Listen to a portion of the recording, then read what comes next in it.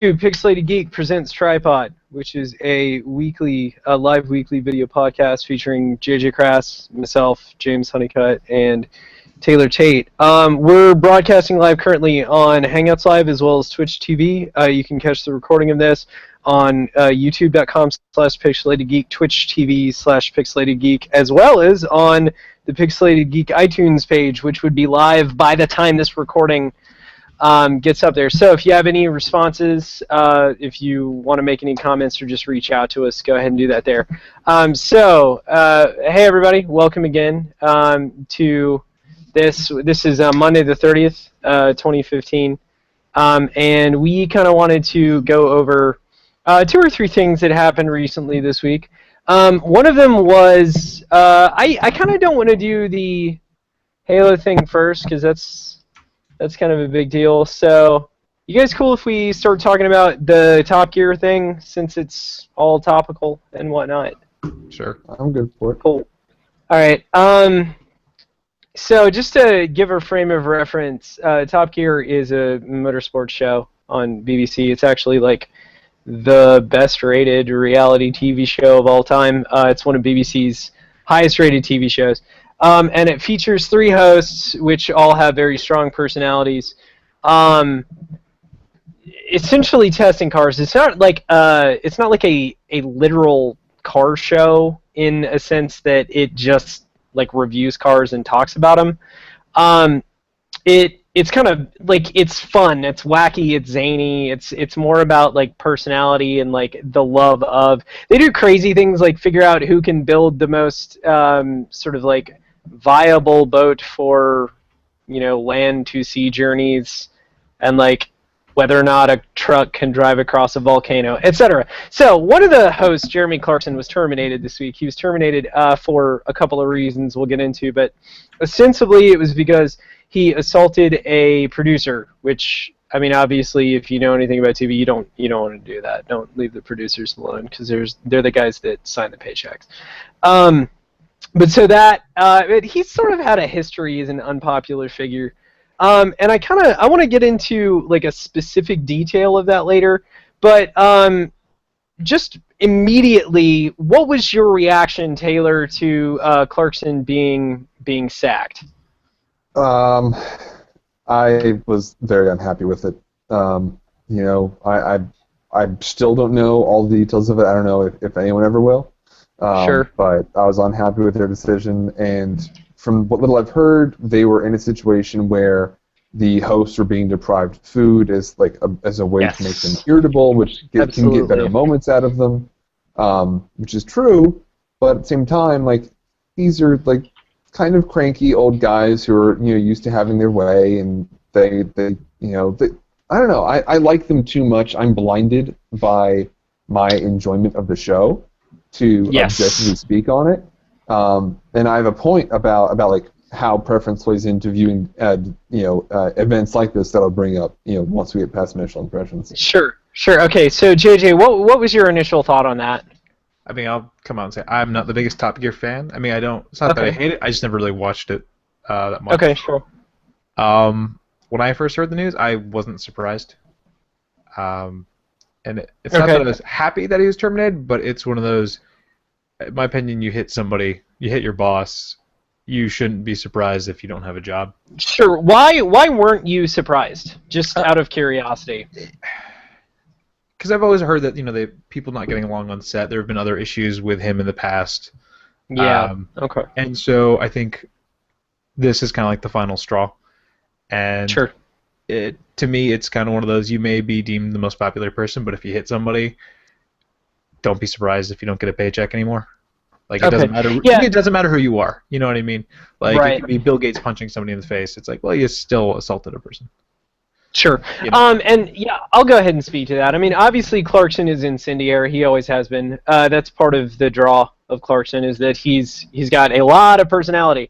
And this isn't the first time they've been in an altercation. And I think one of the things about the situation that's unsurprising is that it was Clarkson it happened to. One of the things that did surprise me about it was his reaction to it afterwards. So I don't know if you guys have heard about this, but there were like a mass of protests which sort of culminated in a death threat that was sent to the head of the BBC for terminating him. And it was really interesting to see Clarkson react to that, because he largely said, leave the producer alone, it's not his fault. Like, he publicly made a statement, this was my fault and I did it. It's not his fault, please don't blame him.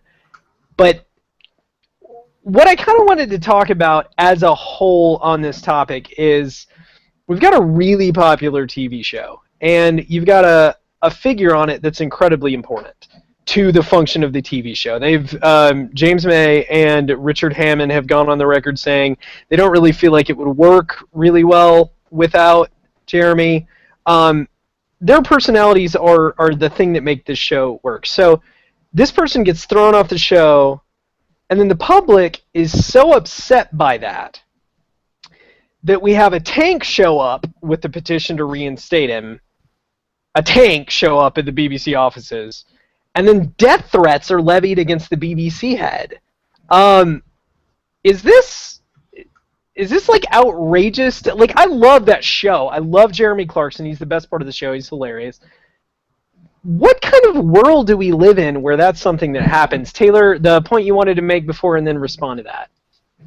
So the point I want to make was, when you're looking at figures in the media, whether they be TV hosts or actors, and they do actions like this, they abuse, and sometimes physically, sometimes verbally, but never like overly serious, because obviously across the line Sure. there's a moral line that breaks through them being celebrities.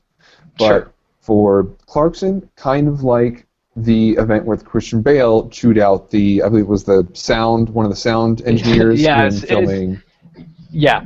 Like that event, I think you can certainly make the decision, and a decision that should be respected, because you like the actor or the character they do so much, that you can just accept this, that you can accept the behavior and be like, like what I was saying, they were old guys, they may or may not have been being deprived food to draw out reactions from them better, and that could or could not make it more understandable. But at the same time, because I like them so much, I'm willing to accept this behavior. I'm willing to be like, get them back on the air. Bring Clarkson back on. I don't care about the producer because I like Clarkson so much. Just like if, for whatever reason, Christian Bale had been pulled out of Dark Knight Rises and replaced by someone else because you chewed out the sound guy, I would not have watched the movie, and I would have verbally, to anyone who listened, probably panned the movie as much as possible. How I'm not exactly promoting the new Batman, but that's not really Well, yeah, and not to shoot your point in the foot, but that was totally Terminator Genesis, I think. Yeah. It was Terminator. Right, and the only point that makes is that movie mattered so little that he could have done whatever the fuck he wanted, and it wouldn't. It wasn't Genesis. It was the. Oh, hold on. JJ would know. Genesis is the new one. Oh God. Salvation. There you go. All right, which was obviously not that for that franchise. There you go. Yeah, but okay, that's a good point. I do think there are times when you just allow certain things from certain personalities, and I don't think it's a surprise that Jeremy Clarkson on Top Gear gets hungry and punches someone. I don't. Right. That's a fat man. That's a big fat man. And give that man his food. The producers have put those guys in some really tough situations, physically tough. Like driving through Bagram, literally through war zones, okay. But so that said, what do you think about the idea of celebrity having so much effect on our psyche? Why death threats? Where does that come from, in your opinion? Well, it's supposed to be, supposedly, it's one of the most popular shows in the world, globally. Yeah, it is. You're gonna see a backlash. I'm sure the BBC was aware of what they were gonna face. They had expectations. I'm sure death threats was pretty low on the list. They're like, oh yeah, there's gonna be death threats. And well, oh yeah, of course it's gonna happen. I think the tank might have been a little bit of a surprise. And I certainly the best surprise. Don't think it's over. I thought you were going to say the tank is excessive, but death threats aren't. Well, no. Excessive, yes. Unexpected, no. There's no way they could have made the decision to let Clarkson go and cancel the rest of that season of Top Gear without expecting at least, I don't know, I'm going to ballpark it at 100 death threats. I mean, it's not going to be just one. Low number. And I'm lowballing it. So, I mean, it does not surprise me, this kind of reaction, this size of a reaction based upon a celebrity like that, because Clarkson was a lot of what made the show very, very fun. All three of them did. I think even if you removed, Hammond or May, there still would have been a severe backlash. It's not just Clarkson individual. It's you've broken down the entire, well, not the entire, most of what makes Top Gear work. Because if you think it's just about the cars, look at Top Gear America. Look at how horrible that show is, because they tried to recreate what they had in the English version, and it's just no. Hold on. Did you say is? Is that on the air? That wasn't canceled? Tell me that was canceled. It was canceled, right?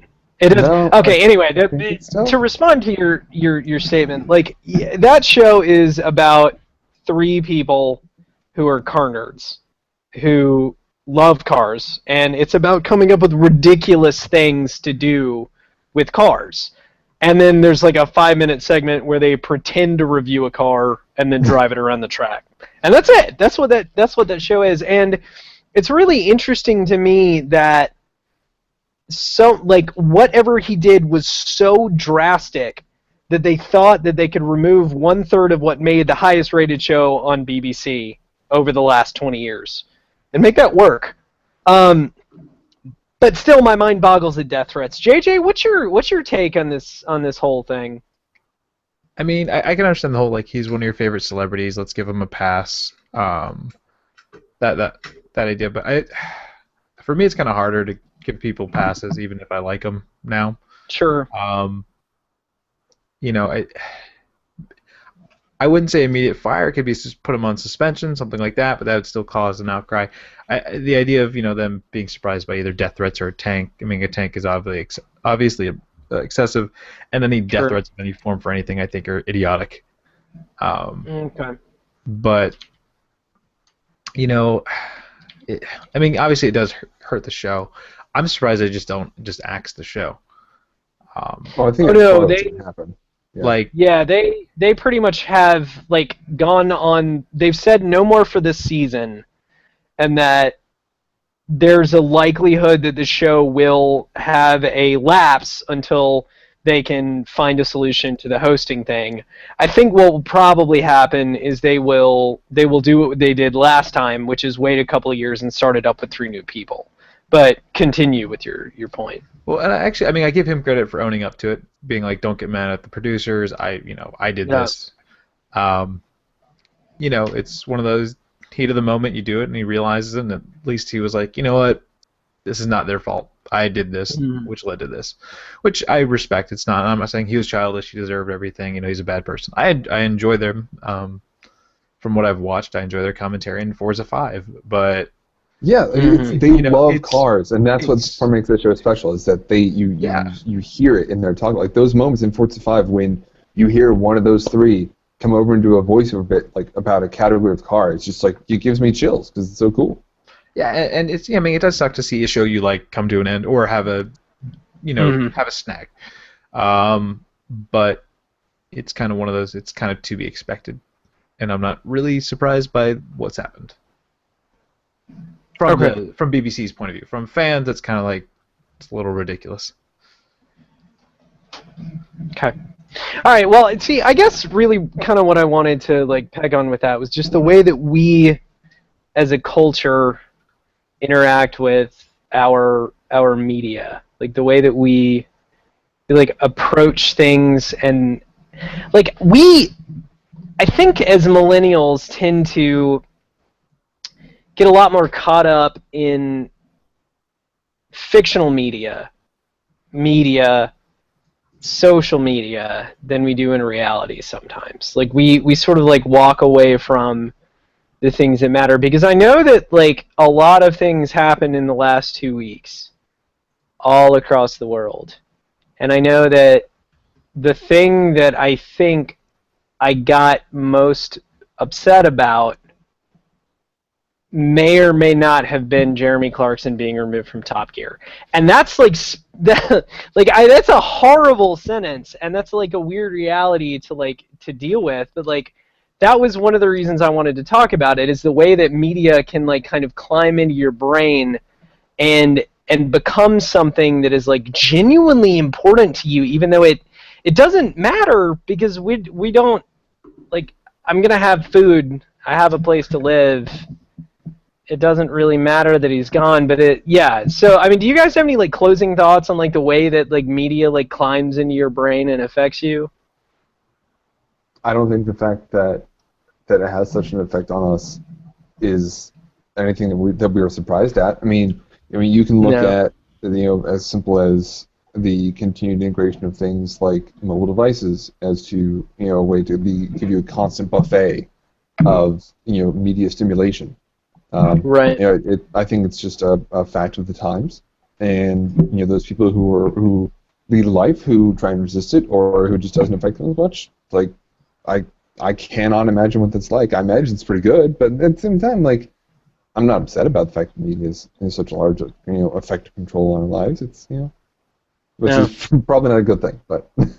Yeah, that's why it's very Brave New World. JJ, closing thoughts. Yeah, I mean, I can't say I haven't gotten mad when a show got canceled or something like that has happened. Right.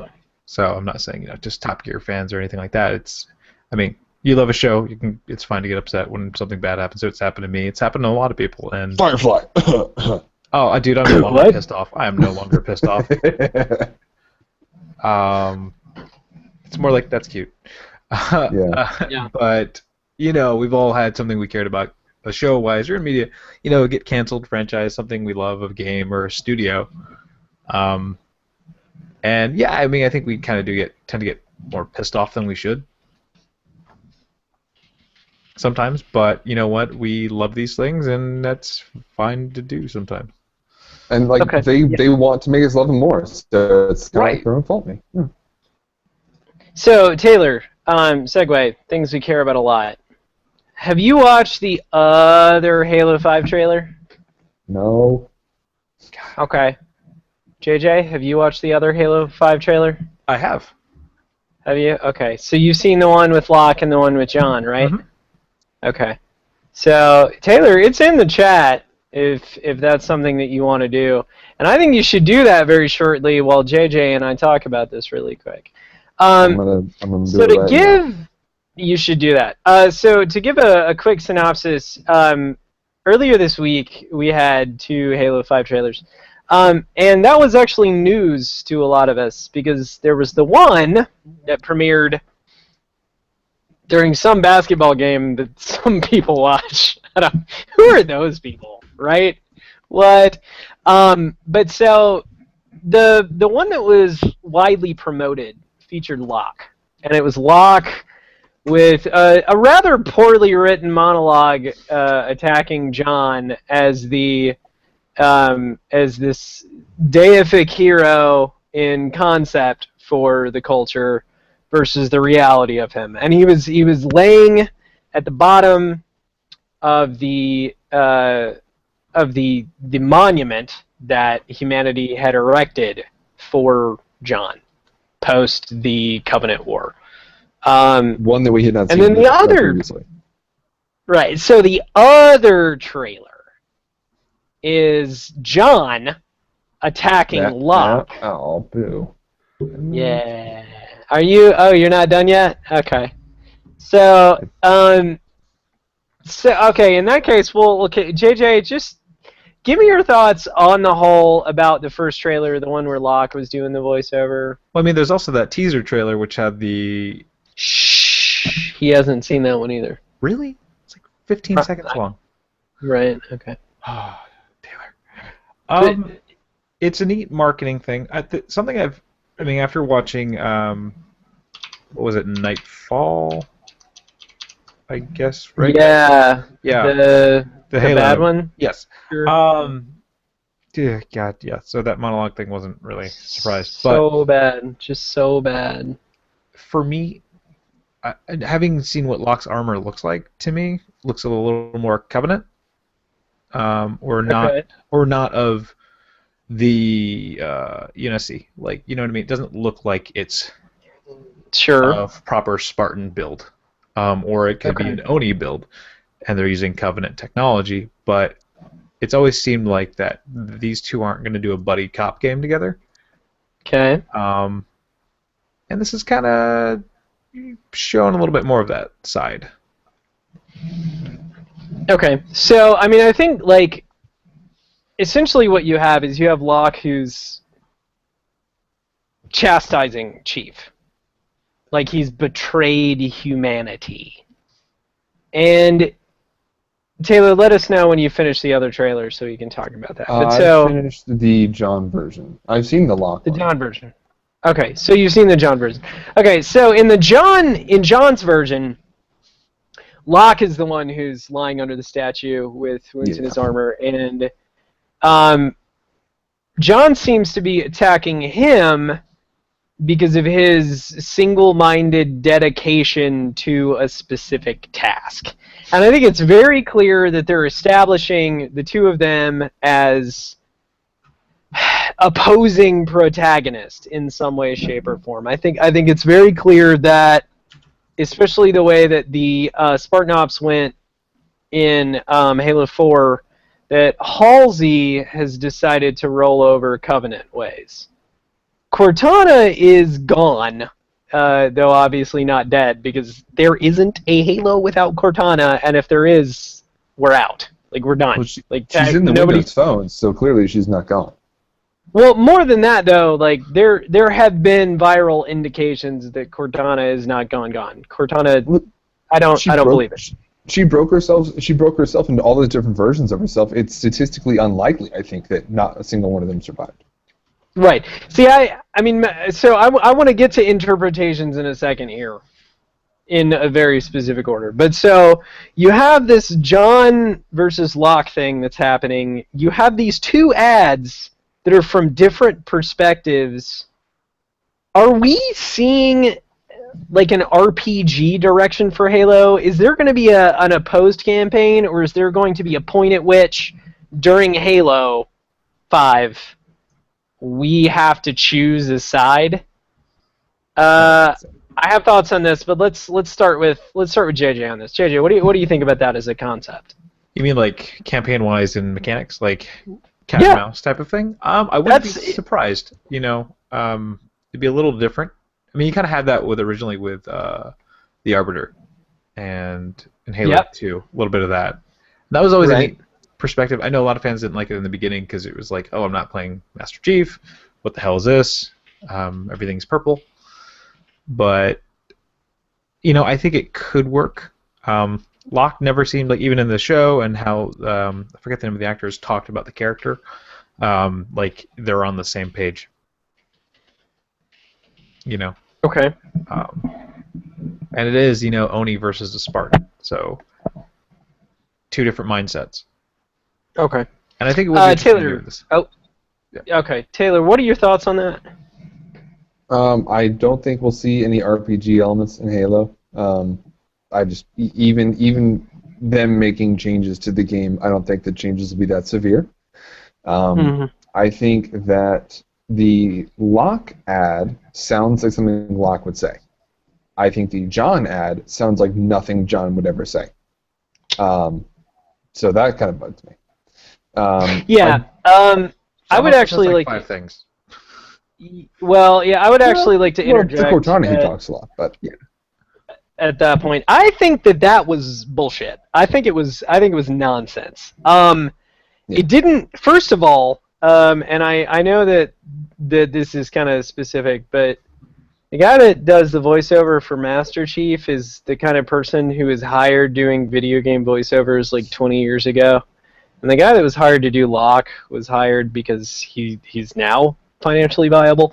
And so, in terms of intensity, Master Chief just sounded like a fucking idiot. Like, it wasn't there, it wasn't intense, the dialogue wasn't good, but I do think it's a marketing tool. I think it's designed to indicate something.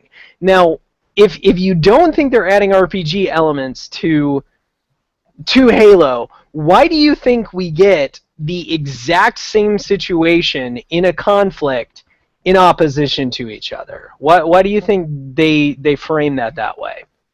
Well, I don't even think this will be a scene that even happens in the game. I think that it purely is just part of this campaign to maybe bring people who hadn't been paying attention to the recent Halo things, to bring them up to speed. The fact that kind of what JJ said, Locke and John are not going to be doing this buddy cop thing, that they're not on the same page, that they have different goals. To just kind of like give a fundamental understanding of that, so that someone who walks in lore-wise blind into Halo 5 will still be able to enjoy and I guess quickly pick up on what they're talking about and showing in the game. Okay, JJ, what do you think with regards to that? I don't think they'll do too much to change the mechanics. I mean, I remember rumors like Halo 5 will be an open world FPS, and I was like, God, please no. You need that structure for these games, or at least with the Chief story. I will agree the tone doesn't sound right for Master Chief. I don't think we've ever really heard him angry before. He's kind of. I don't think he would. Because he's not. He's he's what, Spartan Gen 2? 1. Right. 1, yeah. When it was like, let's just reprogram these small children and ruin them. So they've kind of chosen how they function, and it's one of those. I don't think Chief would get angry like that. I don't think he gets angry, verbally angry. I think he just does something about it. Like what he's supposed to do. He's supposed to complete a mission, move on to the next one, and go and go and go and go until he can no longer do it. So having him have emotions is a little weird, and it's saying I don't want him to have emotions, but it's kind of breaking what we know of Chief. It would be much better if the emotions he had seemed viable. Taylor, you actually raised a really interesting point. In the trailer, there's a ship. And that ship does appear to be, it does, and in orbit. I don't know that I recognize it initially, but it is not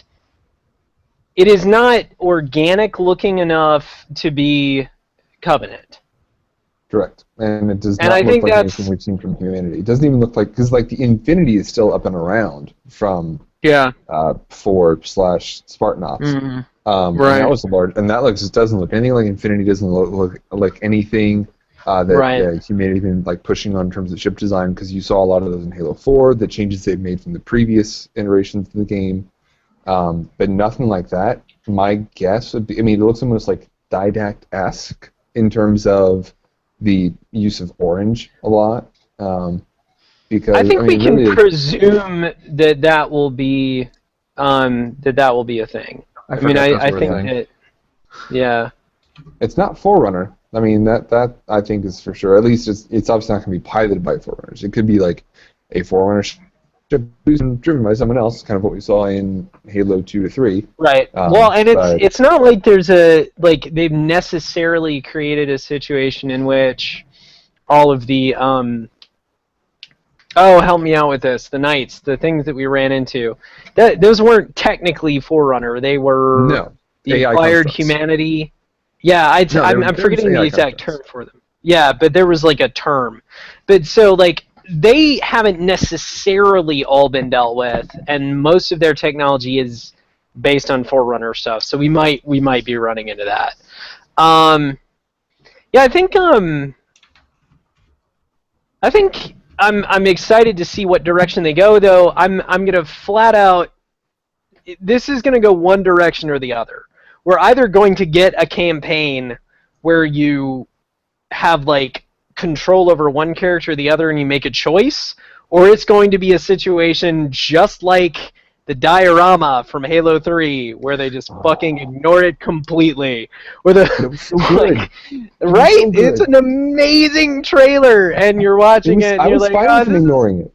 I was fine. John's gonna do this thing where he's gonna sacrifice himself for everyone because he's dying, and then nothing. Then fuck all in Halo 3. The old man picking up a brute spiker, being like, right. The museum part and the diorama were so good. I didn't need for them to be explained or even mentioned in the game. They were so good as just like the standalone, just Yeah, but see, love explain this universe. dimension is one thing, but the plot of the game completely and totally goes against it. Like, at no point is there ever a situation where John is being, like, held up in the air, like, limp, dying, and then there's a grenade in his hand, and then he's sacrificed. Like, that was awesome, and that's what I wanted, and the end of Halo 3 was kind of like, and they're gone. They're gone. They're out. We're not sure where they went, though, so we're going to do a thing where we nail a bunch of pictures to his ship and then sell you a game in 4 years. Ha ha! Fuckers. Alright, so, we're at time, and I really appreciate you guys showing up. That wraps us up for, gosh, what the hell is today again? It's the 30th of March. Monday the 30th of March. Thanks very much for making us a part of your day. If you would help us out, please subscribe to our YouTube channel. Jump on that Google Plus page, Facebook. Definitely subscribe to Twitch. If you can, subscribe to the iTunes podcast. We'll be back with you next week. For James Honeycutt, or rather for Jonathan Crass and Taylor Tate, I am James Honeycutt. You guys have a wonderful night. Take care of yourself. Bye. Bye-bye.